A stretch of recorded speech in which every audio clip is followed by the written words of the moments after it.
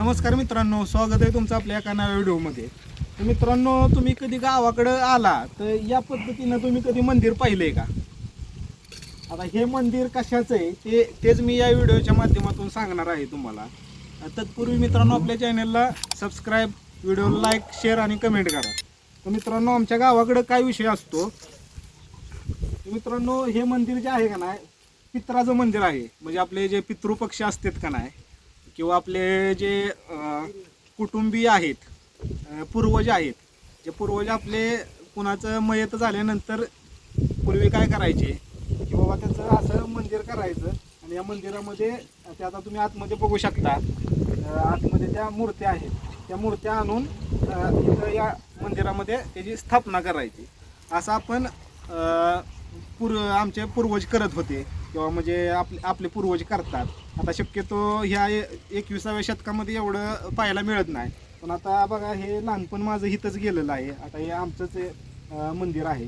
या मंदिरामध्ये बघू शकता तुम्ही वेगवेगळ्या प्रकारच्या तिथं मूर्त्या आहेत. आता इथं बघा, हे पित्रांचं आहे.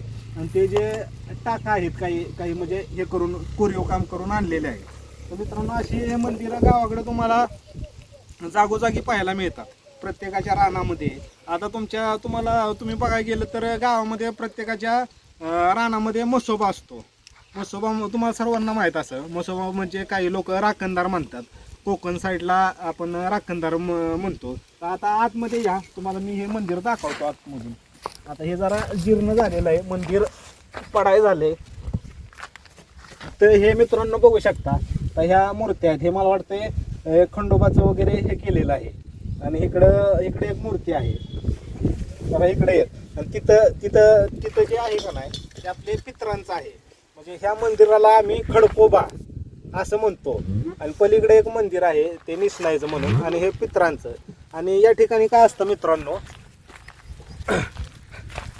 आमची दरवर्षी दसरा झाल्यानंतर या ठिकाणी यात्रा भरते. यात्रा म्हणजे काय असतं, आता या ठिकाणी गजी नृत्य वगैरे.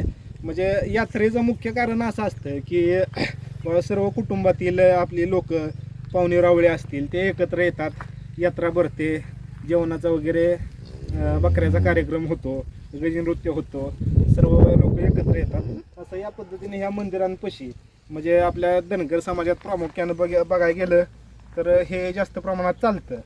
आणि शक्यतो तुम्ही आता इकडं कुठं फिरला का नाही जास्त, तुम्हाला जागोजागी अशी छोटी मंदिरं दिसणार आहेत. आता म्हसोबाचं म्हणाल तर, आता म्हसोबा आमचा पूर्वी या ठिकाणी पण एक म्हसोबा होता. आता मला वाटतं पलीकडे त्या ठिकाणी एक म्हसोबा लिंबाच्या झाडाखाली आहे. तो आपण पुढच्या व्हिडिओमध्ये दाखवणार आहोत, म्हसोबाची सर्व माहिती.